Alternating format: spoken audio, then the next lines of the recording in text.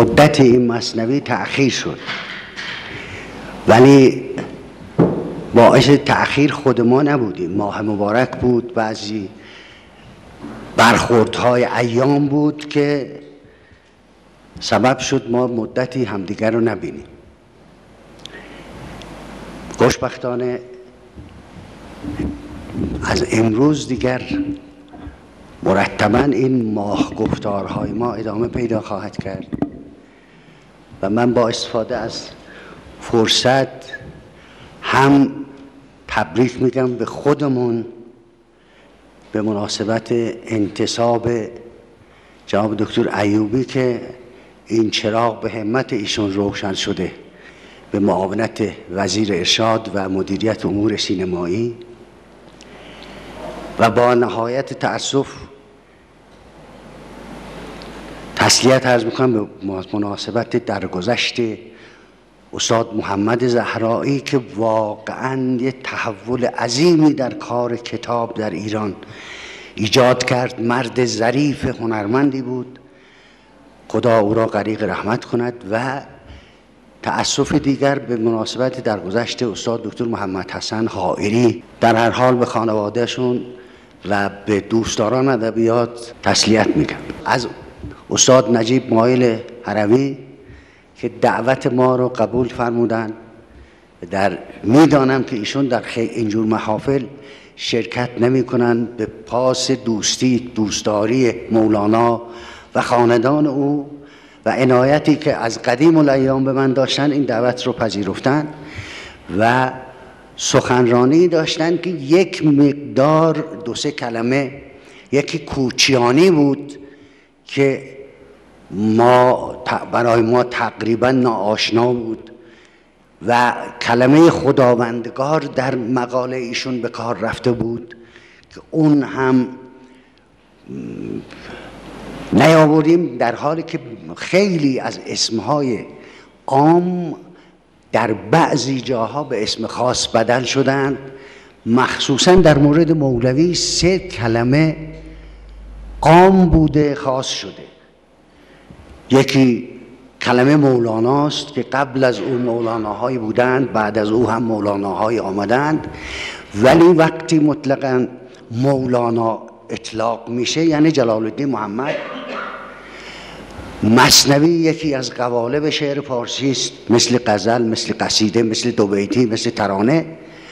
ولی از زمانی که مولانا کتاب خود را به این قالب سرود، وقتی میگن در مثنوی آمده است، مثنوی بوستان سعدی یا شاهنامه یا آثار نظامی به ذهن نمیاد. مثنوی یعنی کتاب مولانا. و در قونیه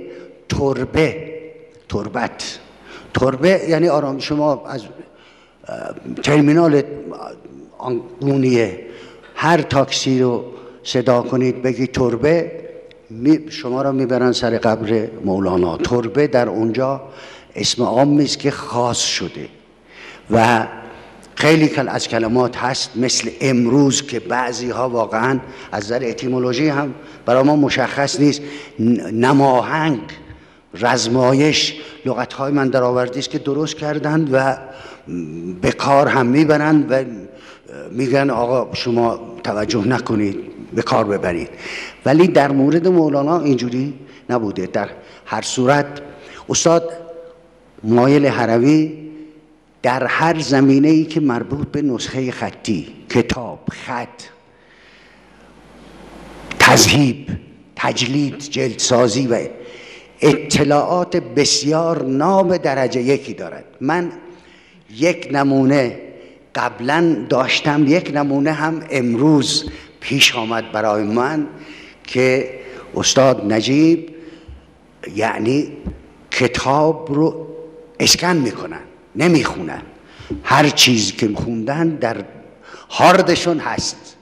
من بیت به کار رفته بود، 50 حرف پهلوی هم. من یک شب خدمتشون تلفن کردم که جناب مایل این بیت گفتن اینه، معنیش اینه و این رو من از مناقب هنرورانی که شما تهیه کردید از اون برداشتم. این 10 سالی هست شاید. ایشون به من یک مقاله آماده کردم از انقروی شارح معروف مثنوی در اباحت سماع مولوی، رساله در حجت السماع از انقروی معروف شارح مثنوی. این رو چاپ کردیم. به من گفت من چون در سماع کار میکنم اون مقاله رو اگر مقدور شد به من بدید. من فکر میکردم این رو در نامه انجمن آثار و مفاخر فرهنگی چاپ کنم. پریشب من خودم همه مجله اونها رو زیر رو کردم، 5-6 شماره نداشتم، نبود. امروز رفتیم 2-3 نفری نگاه کردیم، نبود. من امروز ایشون رو فقط دیدم، زیارت کردم، گفتم استاد شما اونو کجا دیدید؟ گفتن در اون کلیات شمس جزو مآخذ کتابشناسی اونجاست. اونجا رفتیم دیدیم کدوم مجله کجا و از چه صفحه‌ای تا چه صفحه‌ای. و من خیلی اطاله کلام نمی کنم، از استاد مایل خواهش میکنم که بیاناتشون رو ایراد بفرمایید. با تشکر از شما. نخست از خداوند مهربانی ها یاد می کنم به نام خداوند مهربانی ها. سپس سلام می کنم به محضر همه شما استادان و سرورانی که در محضرتونم و در خدمتتون دارم. از کنم که مصدع میشم چند لحظه. دوست داشتم که نخست از مجموعه کلان از معاصران، از استادان معاصر، از ایران، افغانستان، تاجیکستان، شبه قاره هند و پاکستان و ترکیه و برخی از کشورهای دیگر عربی در زمینه مثنوی شناسی سخن مطرح کنم، ولیکن احساس می کنم که این فضای علمی مجموعه این عرایض بنده دقیقاً می دانن. موضوعی که من طرح میخوام بکنم این هست که آیا ما در شناخت مثنوی به صورت بسیار جدی و آکادمیک آیا به متنی که از دهان خداوندگار مولانای جلال الدین بلخی بیرون آمده رسیدیم هنوز یا نه؟ خوشبختانه پیروانی که دوستداران و وابستگان فکری عمیقی که مولانا داشته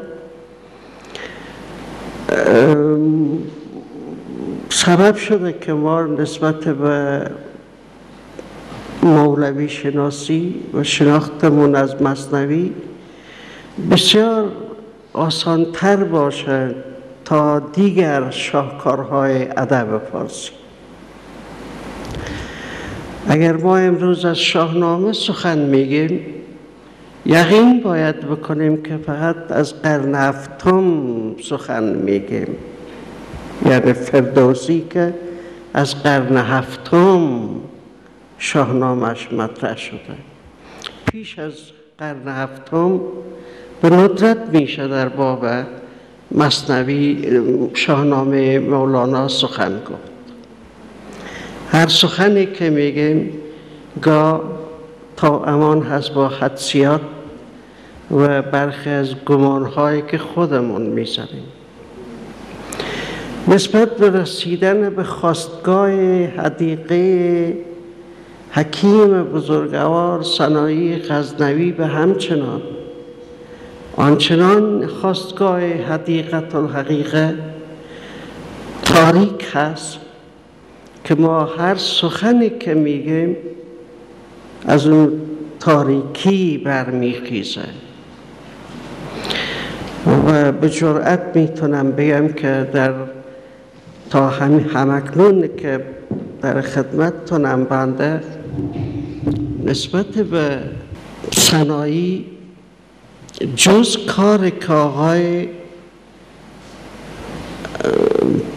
پندوری یا پندری، من این نام ایشون درستی تلفظ نمی‌تونم بکنم، که اخیراً در باب غزلیات صنایع کار کردن، بیش از این ما کار در مورد صنایع و آثار صنایع نداشتیم و نکردیم. نسبت به اکثر شاهکارهای زبان و ادب فارسی به همین گونه تقریباً عمل کرده.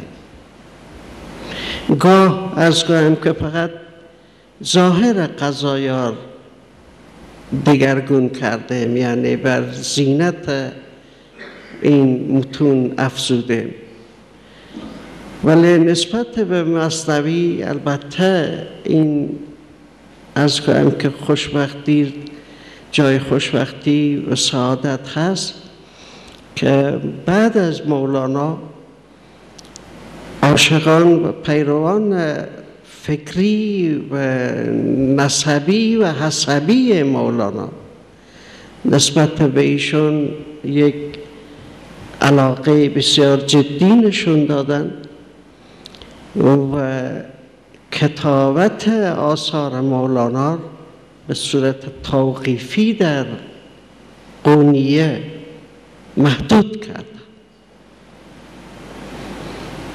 این یک پدیده بسیار در خور توجه هست.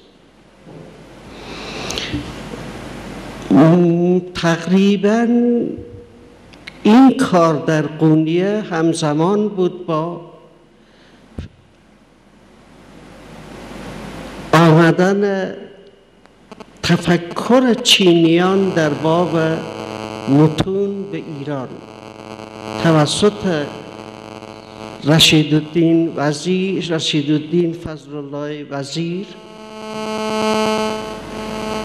که بیگمان بخشیانی که در کنار ایشون بودند و دیگر فضلایی که از چین و تبت در ربع رشیدی حضور داشتند،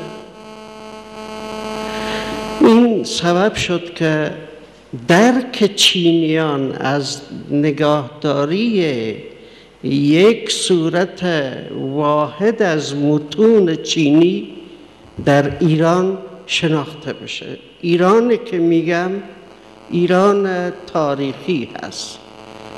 من در زبان بنده کشورهای مستحدث خیلی جایگاه ندارند. من کشورهای این منطقه همه ایران می شمارم، نه ایران تنهای امروز، ایران تاریخی. منتها خوشبختانه ایران امروز از یک مزایای برخوردار هست که به نسبت دیگر قسمت‌های ایران امکانات اقتصادی و هم روابط سیاسی جهان سبب شده که بهتر کار بکنه و بهتر عمل بکنه.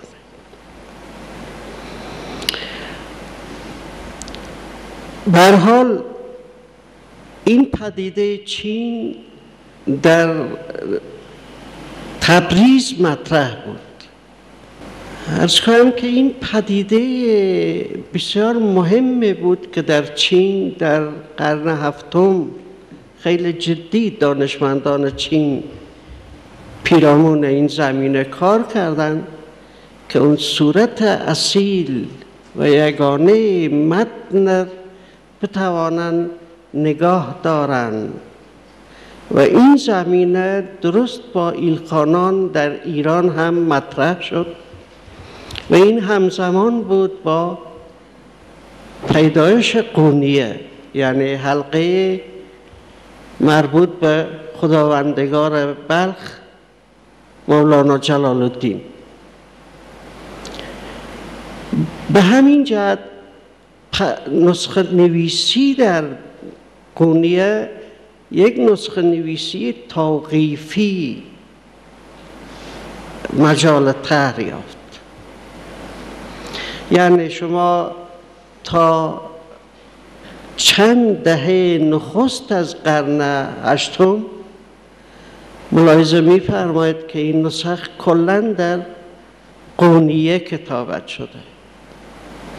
حتی اگر برخی از مشایخ صوفیه در دیگر بلاد ایران دوست می داشتند که نسخه از مثنوی داشته باشند، از قونیه خواهش می شد و قونیه نسخه می نویسیانیدند کاتبان قونیه و سپس با اجازت حسام الدین چلپی و یا سلطان ولد به اون خانقاه اون شخص فرستاده میشد. مانند نسخه‌ای که مثلا بهاءالدین نقشبند از قونیه خواهش کرد و اون نسخه نویسانیدند و به خانقاه نقشبند فرستاد. این آداب در قونیه یک پدیده بسیار جدی برای تصحیح مثنوی در روزگار ما محسوب میشه که متاسفانه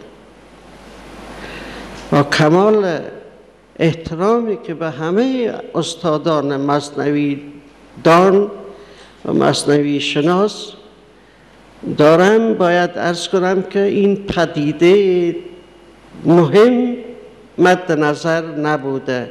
از مرحوم استاد نیکلسون تا مرحوم استاد گلپینارلی و تا استادان بزرگوار مثل جناب آقای توفیق سبحانی، دکتر توفیق سبحانی و الا این که برخی از استادان معاصرمون مانند استاد جلال الدین همایی با شم درونی که ایشون در زمینه عرفان نظری و عملی داشتن حدسیات زدن که این حدسیات خیلی قرین به صواب هست. خب بنده عرض کنم خدمتتون، میخوام عرض کنم که غرضمون از شناخت این متون همین هست که ما اول باید به خواستگاه یک متن برسیم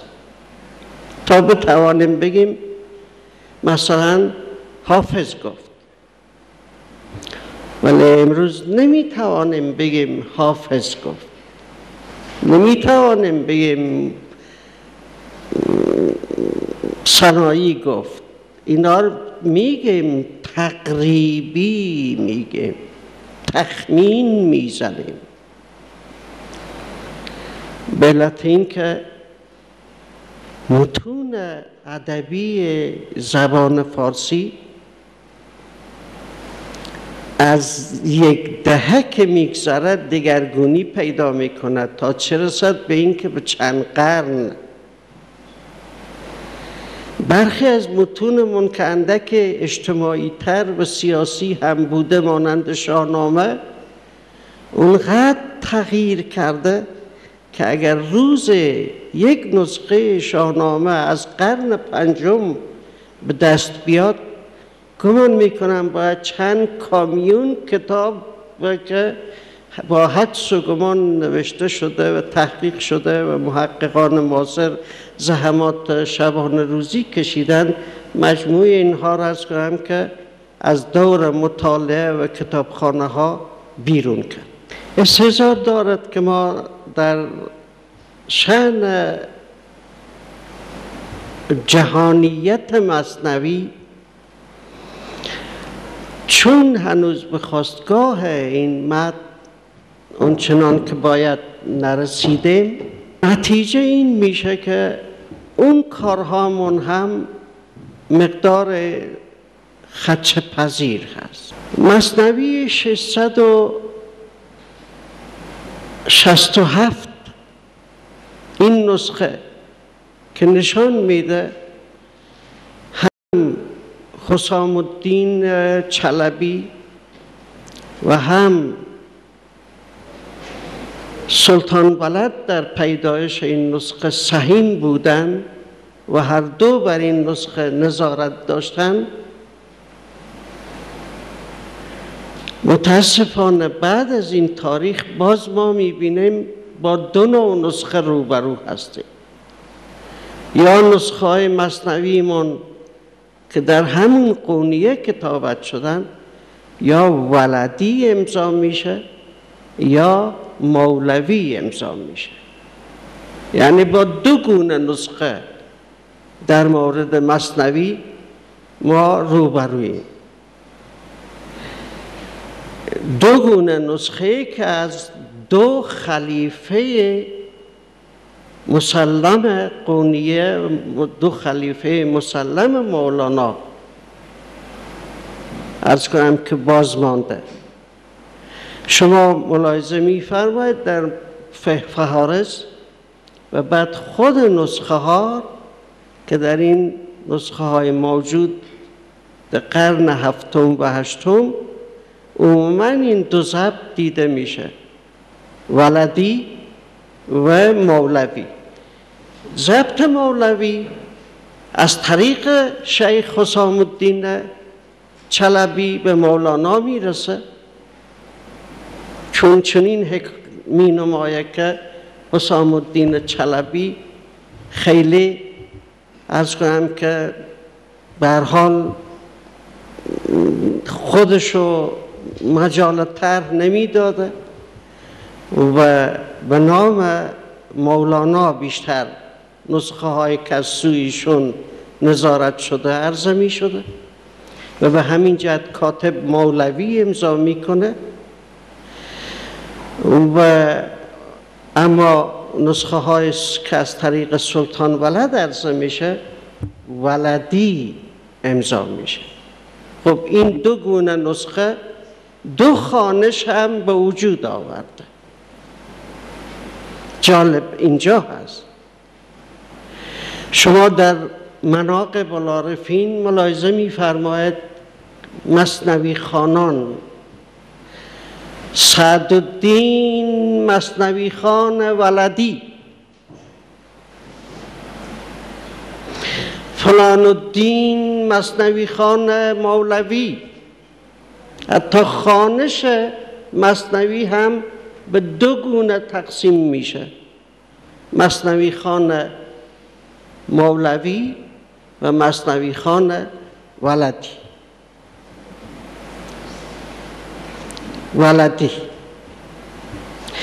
این نشان میده که در قرن هفتم پس از مولانا ما با دو گونه نسخه و با دو گونه خوانش از مثنوی روبرویم، ولی در مورد این دو گونگی خصوصاً خوانش امروز به اندازه یک بند انگشت هم کار نکرده.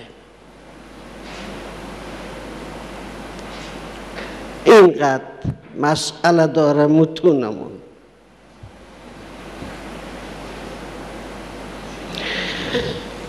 استحضار دارد، نیاز به عرض بنده نیست که مثلا برخی از آثار شکسپیر به خاطر یک ضمیر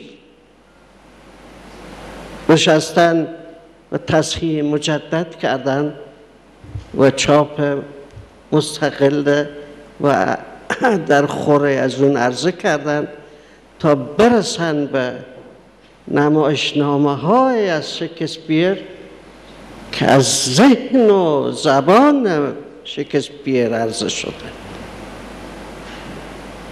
ولی ما در مورد مولانا در قضایای بسیار جدی باز ماندیم هنوز و جای داره که مرکزی که به نام بنیاد مولانا و شمس یا شمس و مولانا فرق نمی کنه، این دو یکی هستند. این دو یکی هستند و عرض کنم که تمام اصول و قواعد و نظام این دو بزرگ مرد فرهنگ ایران حکایت از این داره که این دو نفر نیستند، یک نفرند، یک روحند در دو تن. و به واقع اون چی مولانا عرض کنم که میتوانه از شمس بهره برداره، همون ازدواج و پیوند و نکاح روحی و فکری هست که بین این دو صورت میگیره. و من در این زمینه بیشتر از این جسارت نمی کنم، چون شما همه این موضوع در خود موضوع میداند. اما عرض می کنم که نیکلسون، استاد نیکلسون خدا رحمت کنه ایشونه، مطلقا به این دوگونگی نسخ پی نبرده بود و هرگیز عرض کنم خدمتتون که کار نیکلسون به آن که برخی از استادان معاصرمان بسیار قبول دارند و بهش بسیار اعتنا کردند و شگفت‌آور برای من این هست که استاد بدیعالزمان فروزانفر که بیگمان یک پدیده بی‌نظیر معاصرمان در مولانا شناسی هست و مولانا شناسی در ایران وابسته هست به نحو به ایشون هم، مثنوی مصحح نیکلسون در واقع مأخذ شرحش قرار داده. اما یگانه کسی که در ایران این کار نکرده مرحوم استاد جلال الدین همایی هست که ایشون نسخه در واقع دیگره که نسخه چاپ سنگی هست که اخیراً آقای دکتر مهدی محقق بزرگواری کردند و از طرف انجمن ادب فارسی این نسخه ارجمند استاد همایی عرضه کردند و باعث خوشنودی بسیاری از افراد شد، چون یادداشت‌هایی که استاد همایی در این متن دارند با آنکه مثنوی چی میگوید، مولوی چی میگوید ایشونه در واقع ساخته، ولی باز هم هنوز یادداشت‌های در گوشه و کنار این نسخه از کنم که چاپ سنگی میرزا محمود تاجر کتب هست از مرحوم همایی که بسیار به درد خورد. ولی نسخه مصحح مرحوم نیکلسون علاوه بر این که این دوگونگی نسخ مثنوی در قونیه در نیافته بود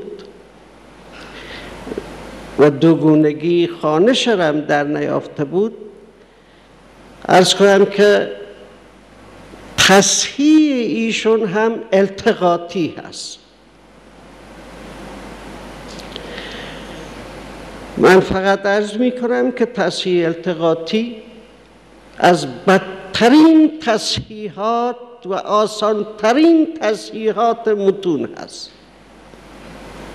شما می تواند یک متن بر اساس چند نسخه اگر بخواید التقاطی تصحیح کنید از یک متن واحد 10 نسخه دیگر بسازد و عرضه بکند، کما اینکه در دوره من شما کم ندیدیم حافظ،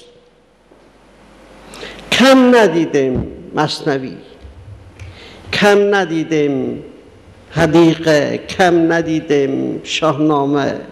به نسبت چاپ مرحوم نیکلسون از کنم خدمتتون که نسخه که عرض کردم مرحوم استاد گلپینارلی بسیار ارزشمندتره، به علت این که ایشون از کنم متوجه شدن که نباید التقاطی کار بشه.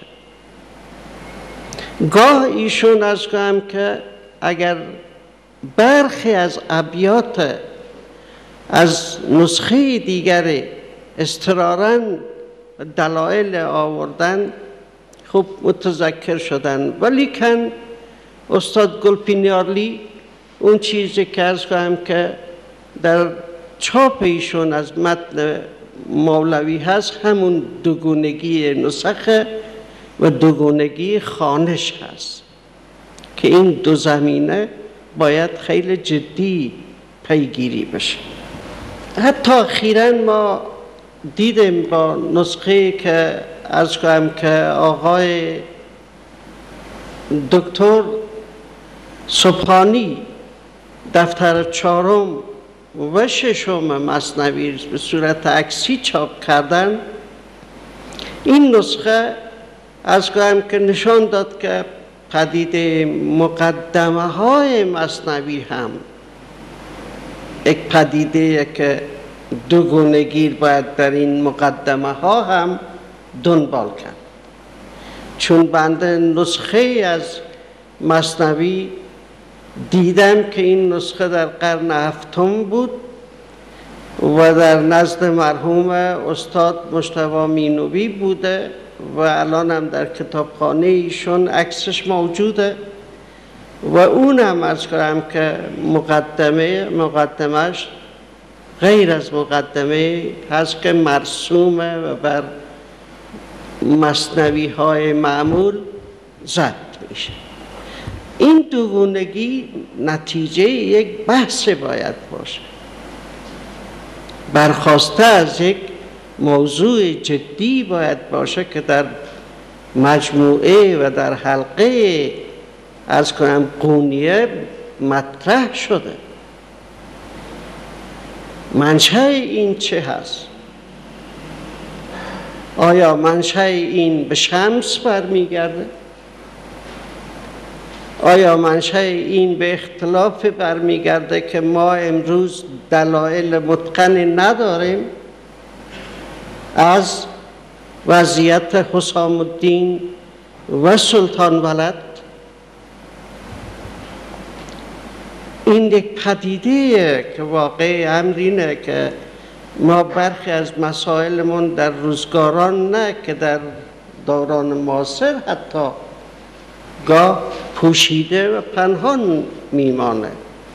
در تاریخ چنین دوگونگی بسیار عجیب پنهان مونده و ما عرض کنم که بهش توجه نکردیم و میبایست به نحوه عرض کنم که کاری بکنیم و اون کار این هست که مرکزی که به نام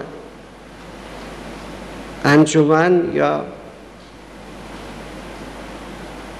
بنیاد یا آکادمی شمس و مولانا فعلا داره کارش رو شروع کرده، سالیانه هست، مجموعه اسناد و منابع خطی و چاپی مربوط به مولانا و شمس از کتابخانه های شرق و غرب جهان و هم داخل ایران فراهم کنه تا اون موقع ما بتوانیم پی ببریم به این که چه دلیل داره که این دوگونگی هم در کتابت مثنوی و هم در خوانش مثنوی در قونیه مطرح بود. به نظر حقیر اون موقع می توانیم بگیم که این تعداد نسخه ولدی داریم، این تعداد نسخه مولوی یا حسام الدین داریم، حسامی داریم، این خوانش ولدی هست و این خوانش حسامی هست و اون موقع عرض کنم خدمتتون که نتیجه گیری کنیم، تحقیق کنیم و مثنوی در خور ارائه بدیم. خصوصا که شما ملاحظه می‌فرمایید برخی از شارحان در طول تاریخ همیشه از روح مولانا مدد خواستند که توالی ابیات مثنوی بشناسند چون پدیده توالی ابیات در مثنوی بسیار نابهنجاره. گاه شارحان می نالند که ما نمی توانیم این ابیات، وجود این ابیات مثلا در این قصه، در این حکایت توجیه کنیم و برخشون میگن ما شب به خواب دیده روح مولانا و مولانا به ما فرمود که این دو بیت در فلان جای مثنوی قرار میگیرند و این مطالب در شروع مثنوی هست و خب این نشان از این داره که از گاهم که متن مثنوی بر اثر این دوگانگی ها از گاهم که مشکل پیدا کرد. در مورد از گاهم خدمتتون که دیوان مولانا هم ما دچار یک مشکل بسیار بزرگی هستیم و اون مشکل این هست که غزلیات مولانا برای سماع بیشترینه غزلیات مولانا استحضار دارد برای سماع سروده شده، یعنی برای خوانش با صدای بلند، با مزمار، با رباب، با تار، تا نشاط بیافرینه. پدیده که شمس برای مولانا و ارمغان آورد یک نشاط بسیار عمیقی بود که بر روی اندوه بسیار عمیق مولانا اون نشاط ریخت و اونگاه مولانا شروع کرد و از کنم که شادی و رقص و سماع و پایکوبی و غزلیات عموماً توسط کاتبان قونیه به صورت کتابت شده که این وزن نشان بده، این حالات سمار نشان بده. این که عده‌ای از مریدان در قونیه جمع میشن در سماخانه که سما کنن، اون کسی که میخواد غزل بخوانه دریابه که این حالت چه نوع غزل میخواد، چه نوع وزن میخواد، وزن سبک میخواد یا وزن سنگین، وزن عرض کنم که نشاط آور میخواد یا وزن حزین. این پدیده هست که سبب شده که شما میبیند نخستین نسخه های غزلیات مولانا در قونیه به صورت اوزان، به استناد اوزان بر مبنای بهور کتابت میشه تا قوال یا به اصطلاح خود ایرانیان که در قونیه بودن گوینده که همون قوال هست بتوانه به سهولت باز کنه و اون غزل مورد پسند جمع بخوانه تا سما در بگیره. برای اینکه سما یک پدیده هست که استحضار دارد، یک نوع عبادت در نزد عارفان مسلم. سما صرفاً از گویم که یک دست و پای جنباندن نیست و به همین جهت که ابو سعید ابوالخیر میگه نماز عشاق و به همین جهت هست که شمس تبریزی میگه سما فریضت است و شاید لازم نباشه من در محضر شما تکرار کنم که نخستین بار که شمس قهر کرد و به سوی دمشق رفت، مولانا با اون ترجیح سماوارش شمس دوباره به قونیه عودت داد. ای سما تعال. باز بگم بدبختانه خیلی زود رسم مرسومه تدوین دواوین شعرا که بر مبنای قافیه و ردیف هست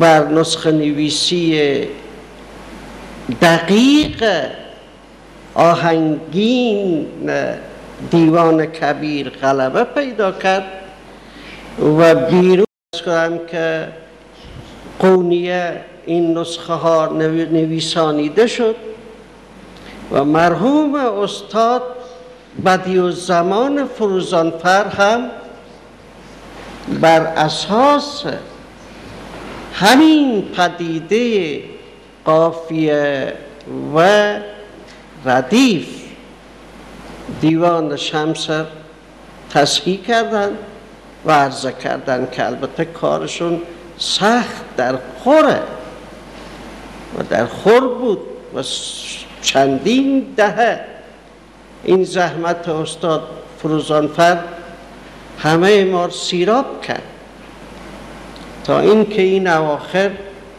جناب آقای استاد سبحانی دیوان غزلیات بر مبنای اون کتابت سماعانش عرضه کردن در 2 مجلد که البته بنده در خدمتشون هم به ایشون تبریک میگم این توفیق بزرگه و هم میخوام به ایشون عرض کنم که 2 نسخه دیگر از این گونه تدوین های سماعانه از دیوان موجوده که خود میشناسند. این 2 نسخه هم فراهم بیارن و یک تصحیح انتقادی از این شیوه دیوان عرضه کنند که پایدار خواهد بود و ماندگار برای مولوی شناسی و برای کسانی که در موسیقی کار میکنند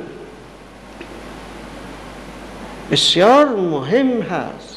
شعر مولانا به لحاظ شناخت ساختار بوتیقای شعر مولانا نمیشه به صورت در میان دهان خواند و قضاوت کرد که با اینکه چنین کردن برخی از معاصران و به صراحت گفتن این ترجیحات معنا ندارد،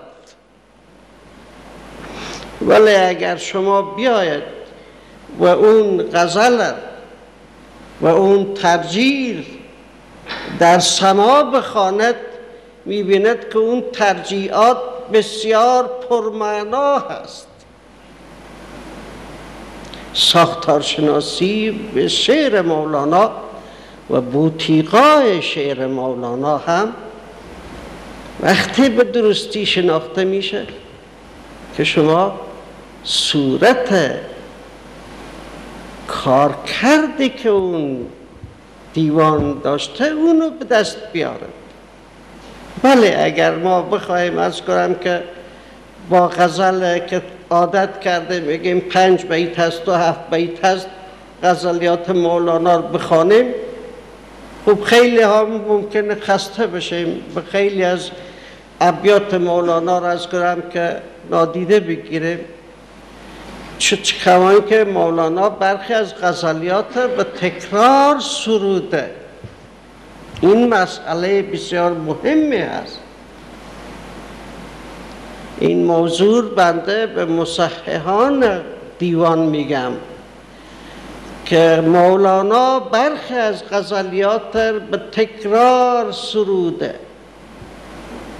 در مجلس سما سروده و این پدیده سبب شده که امروز برخی از محققان تصور کنند که این غزل مکرر است و چنین نیست. حالات مولانا اقتضا می کرده و مولانا مردی هست که نه بی معنا سخن میگه و نه بدون حالت سخن میگه. این دو در مولانا شرط سخن گفتن هست، هم با معنا سخن میگه هم با حالت سخن میگه. به همین جهت شما میبینید که گاه در غزلیاتش از کنم که قافیه ها، ردیف ها، ترجیح ها تکرار میشه و این اقتضای حال و اقتضای از کنم که مفهوم در مولانا میکنه. ولی به هر حال امروز خوشنودیم از این که جناب استاد سبحانی از کنم که نسخه از صورت سماعانه دیوان عرضه کردن و این بسیار برای ما مفید واقع میشه و کسانی که در بوتیقای شعر مولانا میخوان کار بکنن و ساختار شعر مولانا بشناسن در مورد غزلیات بر اساس این پدیده خوانش بسیاری از نظریات عوض میشه. برای که از کردم شعر مولانا بهر عاشقی و مطربی است، عاشقی و آنگهان ناآنگهانی نام و ننگ. شعر مولانا با خوانش شناخته میشه، با آواز بلند، در حالی که دو پدیده عمیق آفرینش در انسان عمیق شده باشه، اندوه و حزن، نشاط و خوشی، البته عمیق عرض میکنه چون شادی های سطحی و مسطح و اندوه های مسطح کارساز نیست برای انسان. یک نکته در خوری که احساس میکنم باید بنده خدمتتون عرض کنم و شما را از این خشکی سخنهای مربوط به نسخه و این مباحث در بیارم، این هست که چرا مولانا با آن که در قونیه خودش از روش شیخ اکبر محی الدین ابن عربی خوشنود نبود، خیلی زود این دور به هم آمیختن و آرای و جهانبینی این دور یکی دانستن. بسیاری از بزرگواران معاصر هم از مرحوم استاد فروزانفر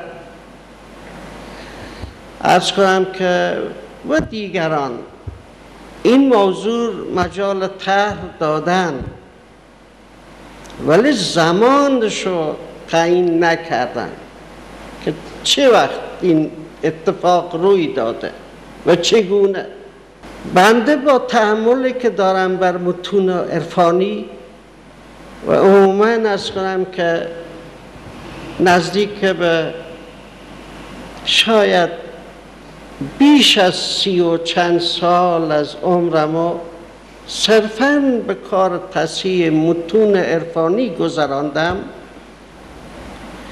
به این نتیجه رسیدم که فخرالدین عراقی نخستین کسی هست که جهانبینی مولانا با جهانبینی ابن عربی در هم می‌آمیزد.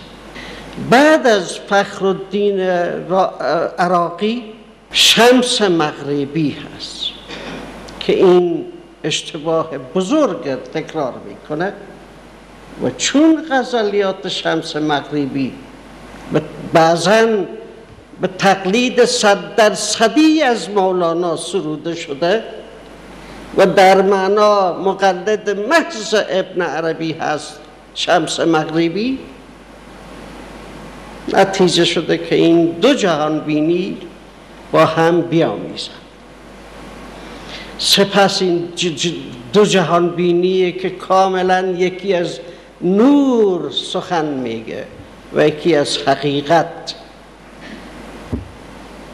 یکی از جهان بینی مولانا هست که در حیات روزمره انسان‌هایی که بدانند میتواند جاری باشه و میشه با اون جهان بینی زیست، و یکی جهان بینی نظریه مندانه هست که از تفکر و حقیقت نوافلاطونی و یونانی برمیخیزه که با اون حقیقت میشه بحث کرد، نظر داد. من جهان بینی مولانا به این جهت ارزش میدیم و تفکیک باید بکنیم از جهان بینی ابن عربی که جهان بینی مولانا میتوانیم بزییم. وقتی شما یک فکر میتواند باش بزید، یک پدیده فکری میتواند باش زندگی کند، معناش اینه که اون فکر ملکه نفسانیتون شده، معناش اینه که او در زندگیتون کاملا خانه کرده و در زندگیتون نشسته. و مولانا این جهان بینی را از که داره و به علت این همامیزی که با ابن عربی شده، از کردم بنده تشخیص همین بوده و اینو دریافتم که از فخر عراقی و سپس مغربی و بعد در خوارزم تاج الدین حسین خوارزمی که نخستین شرح به فارسی بر مثنوی می‌نویسه، ایشون می‌آمیزه، این آمیزش به اوج میرسه و بعد جامی در هرات که پنهان میکنه و از تاج الدین حسین خوارزمی شدیداً متأثر هست در مثنوی شناسی و در ابن عربی معابی، چون ابن عربی معابی 2 قرن در تمام خانقاه‌های ایران جاری بود. بسیار به ندرت افرادی بودند در خانقاه‌های ایران که ابن عربی رو میشناختند. شده بود یک پدیده ارز کنم که در واقع چی بگم، یک پدیده که هر کس به اون تشبث میکرد میشد فاضل، میشد عالم. این ابن عربی معابی 2 قرنه و 200 ساله که در خانقاه‌های ایران رخ داد، شما میبیند که ما هنوز که هنوزه در این 2 قرن یک شرح فارسی بر فصوص الحکم نداریم که سخن فارسی گوی باشه، تفکر فارسی زبان باشه که شناختگی ابن عربی در فصوص الحکم نشان بده. فصوص الحکم در شبه قاره هندوستان شناخته شد و این بحث هست که بنده پیش از این نمیرم و عرایزم و عرض کنم خدمتتون که در همینجا پایان میرسونم.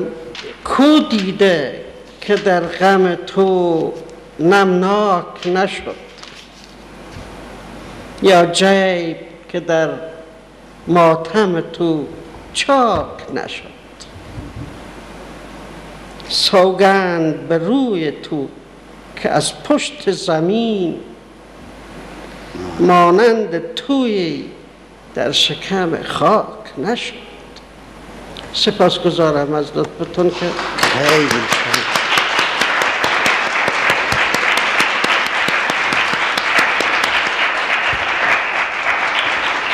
تشکر. ممنون. واقعا ممنون. استاد مایل خیلی خلاصه تاریخ 300 ساله تصوف رو از 638 وفات ابن عربی تا 898 وفات جامی، اون مقدار که باید میگفتند گفتند و فرمودند که مثنوی هست ولدی، مثنوی هست مولوی یا حسامی، مثنوی های هست ولدی، مثنوی های حسامی. حالا من میخوام بهشون بگم که این در اون نسخه 677 که 6 دفتر مثنوی در یک جا جمع شده، در اون هم ولدی و مولوی نه در متن، در حاشیه هست. واو میم، واو میم من بعد از مدت ها کشف کردم که واو یعنی ولد، میم یعنی مولانا، و گاهی هم حسام الدین. خیلی کم اون دخالت میکرده ولی اونم دخالت کرد. حالا ای ضیاء الحق حسام الدین درار، این سر خر را در آن بطیخزار. بطیخزار بستان خربزه زار. تا سر خر چون بمرد از مسلخه، نشو دیگر بخشدش آن مطبخه. فرمودند استاد همایی خدا به اون مرد شریف رحمت کند، تعمق خودش میکرد. اون مثنوی که خونساری هست، حالا من خیلی سر در نیاوردم، یه مثنوی معروف به علاءالدوله هست و یک مثنوی خونساری تاجر خونساری. این دوتا از یک جا شروع شدن، در یک جا ختم شده، اون هرچی گفته اینم، ولی کاتب‌های این دوتا جدا از هم هست. مرحوم همایی یک مثنوی رو انتخاب کرده و گاهی با خط خوش در حاشیه چیزهای اضافه کرده که آقای دکتر محقق اون موقع در دانشگاه مکیل و انجمن آثار و مفاخر این مثنوی چاپ شد. این هست که تا سر خر چون بمرد از مسلخه، نشو دیگر بخشدش آن مطبخه. این مطبخ ولی مبتخه هستی. بطیخزار بالا، پایین هم مبتخه، یعنی همون مبتخ، محل رشد بطیخ. همایی در حاشیه اینجا ریز نوشته که این مطبخه محرف مبتخه هست، تا خوانندگان بدانند که در میان نسخ چاپی مثنوی نیکلسون متقن ترین مثنوی نیست. اتفاقا فرمودن من دفتر 6 و 4 را هم به خط سلطان ولد چاپ کردم. در اونجا هم معلومه که ولدی جداست، مولوی جداست. سلطان ولد هم مطبخه نوشته در دفتر 6 که به خط اوست، ولی این بطیخزار مبتخه هست نه مطبخه. و مرحوم همایی متوجه این قضیه شدند. و باز یک جایی اگر من پیدا کنم خدمت شما بگم، و یه جایی هست مولوی گفته دیگران نوشتن. این یک رباعی مولانا هم هست در دیوان کبیر. کاری ز درون جان تو می باید، کز آریه ها تو را دری نگشاید. یک چشمه آب از درون خانه، به زان جویی که آن ز بیرون آید. تمام شد. مثنوی شروع شد. حبذا کاریز اصل چیزها، فارغت آرد از این کاریزها. کاریز درون نیست، کاریز درون جان تو می باید هست. و این را هم سلطان ولد در دفتر ششم غلط نوشته، کاریزه نوشته و استاد همایی هم همینجوری نوشته، اون یکی این یکی هم، و ظاهرا یک مرحوم شهیدی متوجه این شده بود و اونم کاریزه نوشته، ولی حد زده که این باید کاریز باشه. من یک شب خوابم نمی برد، دیدم با این اینجوریست. اینه یه مقاله یک صفحه‌ای من نوشتم که تفکیک بشن مولوی ها از ولدی ها، و واقعا به شمس مشرقی مغربی اشاره کردن. مرحوم عبدالباقی گلپنارلی به من میگفت که با فروزانفر رفیق بود، در هر حال عکس دارن با هم فلان و احترام هم قائل بود. میگفت که فروزانفر یک روی سکه را دیده است.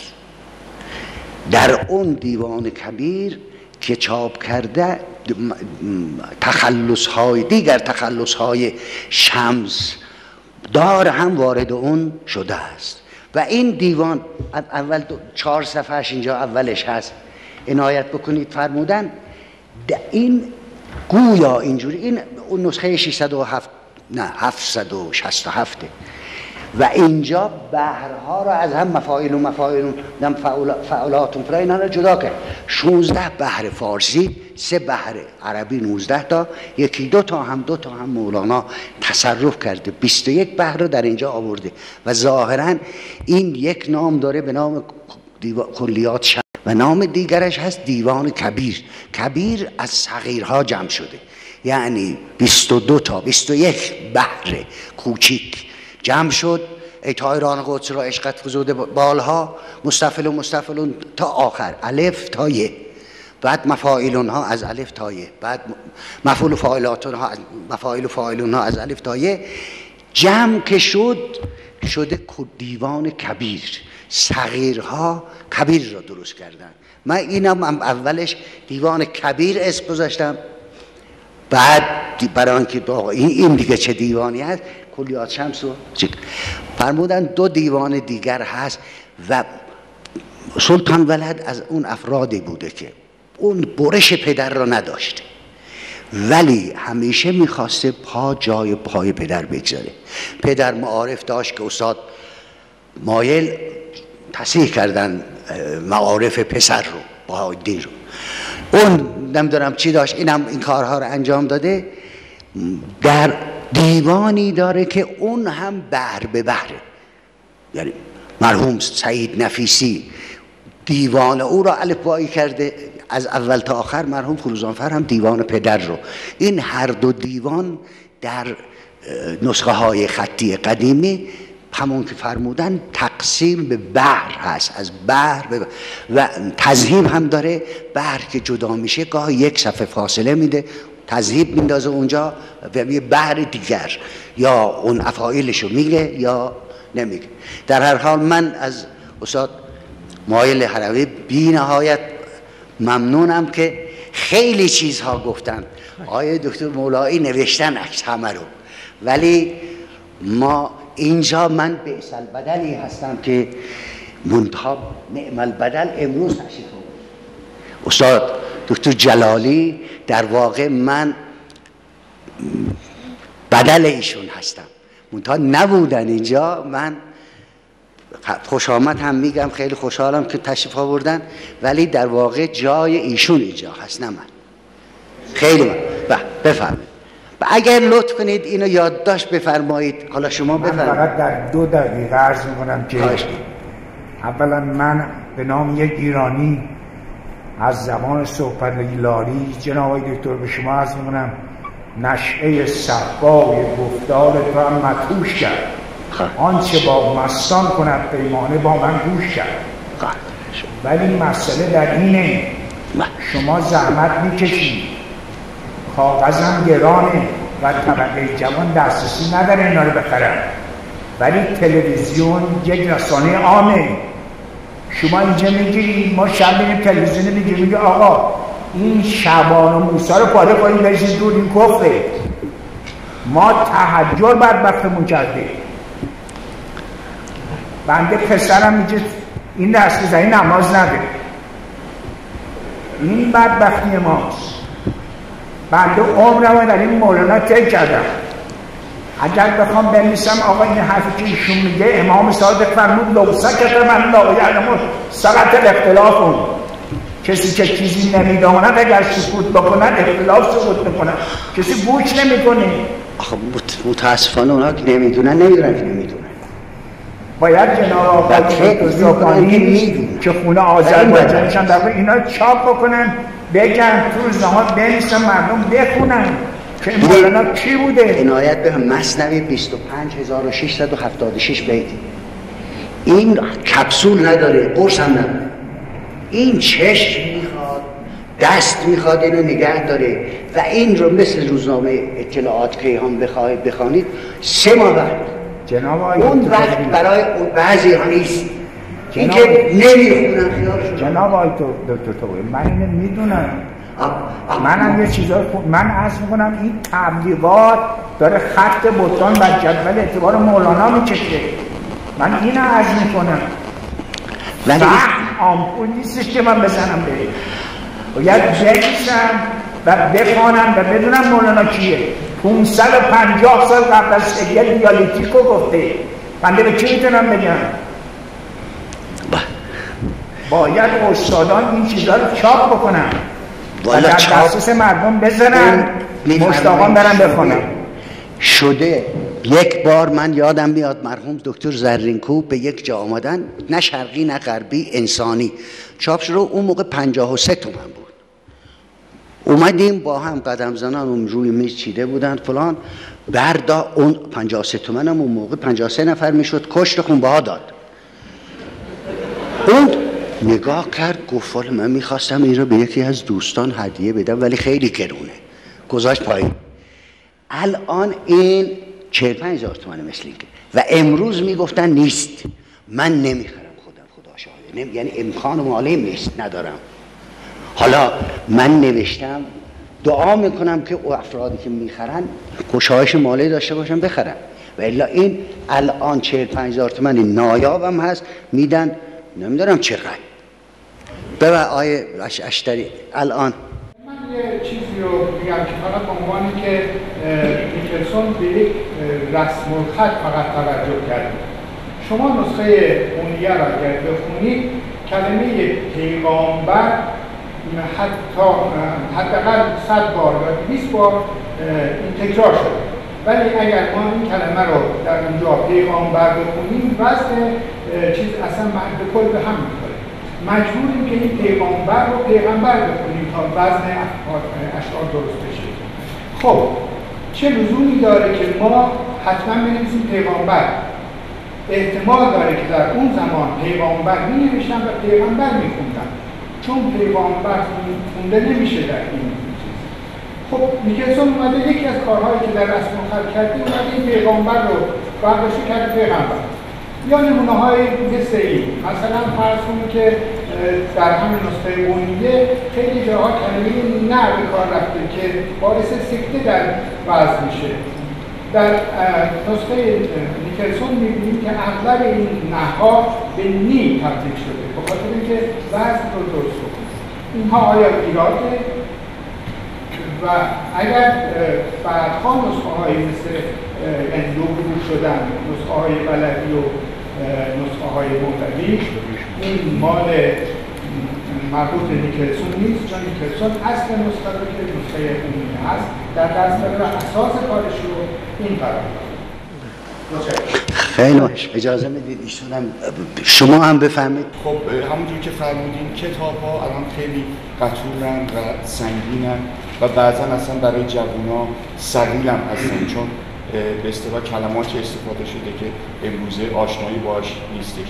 من گفتم اگر به اصطلاح یک اقدامی بشه از طرف مؤسسه که با همکاری روزنامه ها روزانه یکی از غزل‌های مولانا یا مقداری از مثنوی رو در یکی از حاشیه‌ها گنجیده بشه و بعد لغاتی که خب بعضا ثقیلا معنیاش گفته بشه و شرحی داده بشه، این خیلی میتونه کمک باشه برای آشنایی در هر حال همین که خیلی کلی نیست و به اصطلاح قدم‌هایی برای آشنایی جوانان و جامعه؟ والا اگر موافقت کنند خیلی کار خوبی است، ولی نمیدونم موافقت میکنن یا نمیکنن. حالا جواب ایشون رو میفرمایید؟ عرض کنم خدمتتون، ما همین که 60 سال یا بیشتر از 60 سال هست که به مثنوی مرحوم استاد نیکلسون میدان دادیم و اون مثنوی را از کنم که مرجع قرار دادیم همیشه. اون زمان خود مرحوم نیکلسون هم به این مطالبی که بنده امروز خدمتتون عرض کردم نرسیده بود. اگر میرسید میدانست که استعدادهای زبان فارسی در این مباحثی که شما دارد پیغمبر و پیغامبر و پیغمبر و نه و نه و که و کی و این مثبت‌های بلند و کوتاه، اینا استعدادهای زبان فارسی هست که امروز در زبان معیار، در گونه معیار فارسی در ایران این استعدادها متاسفانه برخی از محققان از بین بردن. مثلا خورد خرد میکنن، ملاحظه میکند، در حالی که خورد یک استعداد زبانه که مثبت بلند به کار میگیره و از این اراده میکنه که یعنی خردتر، یعنی در خوردی خردتر. برخی اگر این معانی را ما نخواهیم قبول کنیم، لااقل استعدادهای زبان هست. تو را که تو با را هست، همیشه تو را در فارسی امروز در گونه تهران به کار میره، یعنی این که یک استعداد مثبت کوتاه از این واژه، از این ضمیر میگیره. اهل زبان که زبان شناسن میدانن که ما باید به استعدادهای زبان فرق نمیکنه بکوشیم که اون استعدادها حفظ کنیم، نگاه داریم، نه این که بیایم عرض کنم که به صورت متزوقانه نادیده بگیریم. اما امروز که ما بحث کردیم از این گونه ها و از این خانش دو گونه از کنم که مثنوی و از این که بحث کردم اختلاف مسئله به هر حال در قونیه بوده که با آن که 5 سال بعد از مولانا یک نسخه متحد القول توسط حسام الدین چلبی و سلطان ولد عرضه شده، بعد از اون ما میبینیم که این دو خوانش و این دو نوع نسخه داره رشد میکنه. پس حکایت از این داره که یک مسئله هست در اینجا.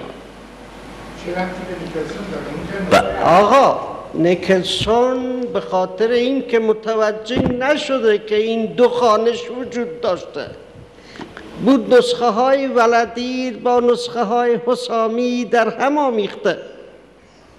توجه میکند، یعنی مثل اینه که بنده فکرم و با فکر شما در هم بریزم بدم تو بازار که بخرن. این که نمیشه. شما شخصیت خودتون دارد، بنده حقیر از کنم که خودم هم اینت میفرماید. یعنی این دوگونگی امروز که بنده مطرح کردم تا حالا در تحقیقات معاصرین ندیدم، چون من عادت ندارم حرف مفت برم تکرار بزنم. هیچ وقت کار مکرر نکردم در 30 سال تحقیقاتی، هیچ وقت حرف مکرر نزدم. اما دریغ میخورم که ناشر نداشتم. ناشر آمده کارمو خراب کرده، بعد انداخته به گردن من. ملاحظه میفرمایید این دریغ دارم.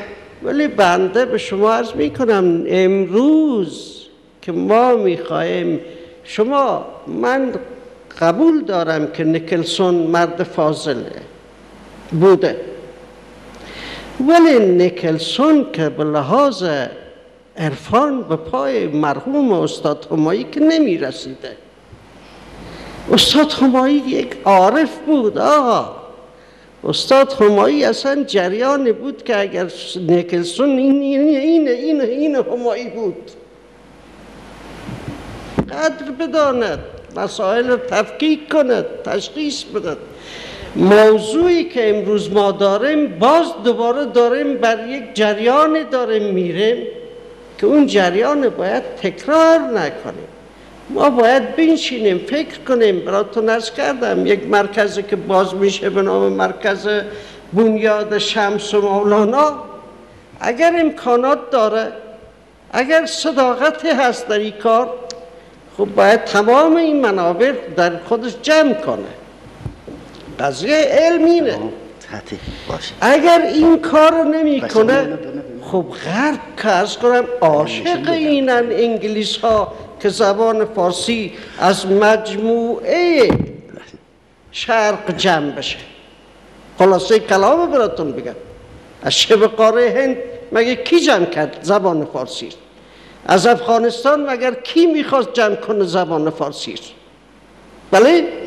کی دو زبانگی سیاسی در افغانستان به وجود آورد؟ از جمله خود بعضی از دانشمندای فرمال و فراماسونیون خود ایران امروز. اینا رو نه در نظر بگیرد، بعد مسائل رو ببیند. بنده به شما عرض می کنم که امروز وظیفه کسانی که در این راه مثنوی کار میکنن اینه که دوگونگی و دو خوانش مثنوی بحث مهمی است. اینو باید بفهمیم.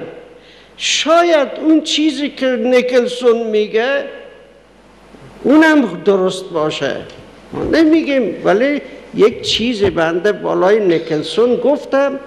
نیکلسون تصحیح التقاطی کرده. میداند تصحیح التقاطی یعنی چی؟ شما خودتون شرح دادید.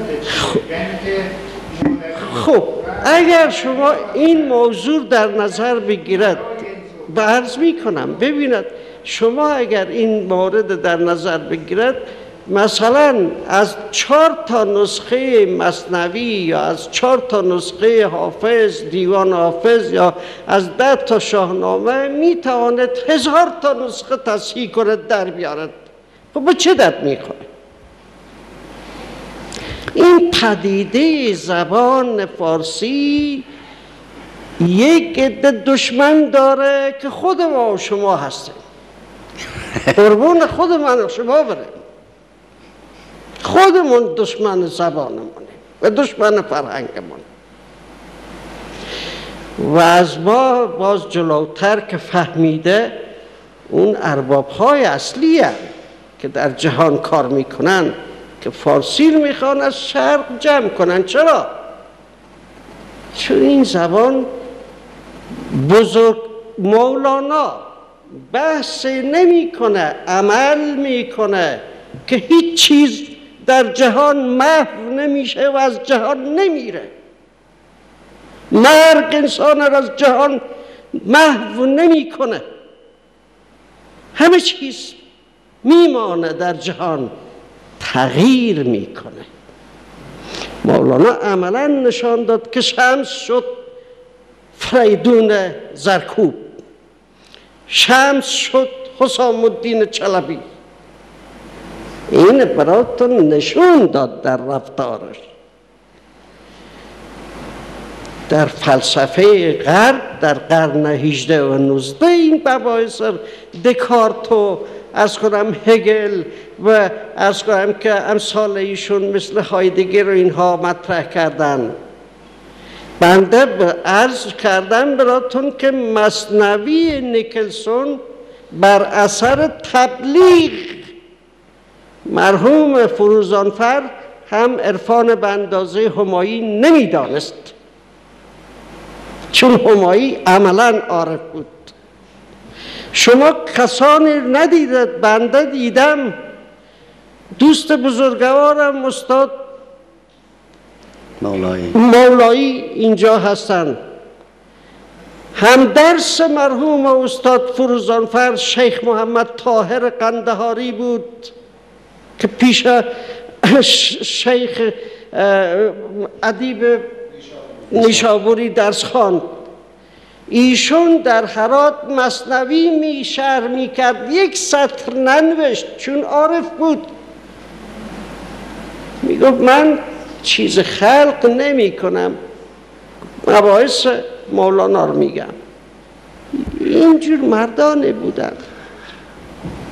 هر کسی که در یکی از بزرگترین نقطه ضعف‌های ما و شما مردم اینه که تا بر کرسی رسمیت تکیه نزدیم، نمیخوایم من دیگر بشناسه.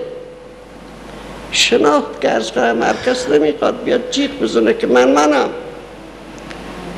خیلی متشکر. اخطارها متواتره، ولی استاد مولایی مثل که یک مطلبی دارن بفرماین. ما یک توضیح خدمت ایشون میدم. از دقتشون خیلی ممنونم به خاطر اون چی که استاد نیکولسون انجام داده. من شما رو ارجاع میدم به یک مقاله خودم درباره همین نسخه خونیه و استفاده نیکولسون در از دفتر سوم به بعد. اونجا نگاه کنیم که اعلان سلیقه نیکولسون با وجود نسخه خونیه تا چه دونه بیت به بیت، کلمه به کلمه نشون دادن که مجله پژوهشی دانشگاه الزهرا چاپ شده. نسخه خونیه و تصحیح مصنوی نیکولسون. مراجعه بفرمایید. حالا اجازه میدید منم یه چیزی بگم. اینجا 19 مورد هست، در عصری که کامپیوتر هست، سی دی هست، بزرگ میکنید نون رو اندازه یک صفحه میتونید ببینید. نیکولسون این سرخ ها را نمید. من چون نیکولسون دستش بوده اونو دیدم در اسکاتلند. در اینجا هم دیدید. شما اگر نسخه سیاه‌سفید رو دست داشته باشید نسخه قونیه رو نمیتونید بخونید. الان چون رنگی هست ما سینه جلو دادیم میگیم این اینجوری خونده میشه این اونجوری. نیکولسون به اندازه خود مولوی درای مثنوی کار کرد، من معتقدم و من میگم معصوف علی رینولد الد نیکولسون در تصحیح مثنوی. اولی بعد اشتباه کرد، ما میگیم اشتباه مولوی کرد، من نکردم، ولی او قبول کرد. منتها اومد با فیلم سیاه سفید نمیدید. یعنی بیایید شما خودتون حافظ رو زیر رو اون سیاه سفید رو دستشون شما بدن، نمیدونی این نقطه خسرو هست یا جسره یا نمیدونم چی. نیکولسون با اون وضع مثنوی رو به همون که گفتن به شبیه نزدیک به اون چه از زبان مولانا در اومده در آورده. و این که من اون نسخه رو آوردم، نسخه قونیه مرکز نشر چاپ کرد، خود ترکا هم چاپ کردن دوبار و ترکا آمدن بعد به کامپیوتر دادن. مثلا داستان شاه و کنیزک اول اصلا در نسخه اصلی که من 3-4 بار اصلش رو دست گرفتم نمیشه خوند. اینا به کامپیوتر گفتن این در قرن هفتم اینجوری بوده. کامپیوتر هم بگاه شما فرموده چشم ترمیم کرده، مثل که دیروز این رو تضعیف کرده و هست. من اون نسخه رو هم دارم.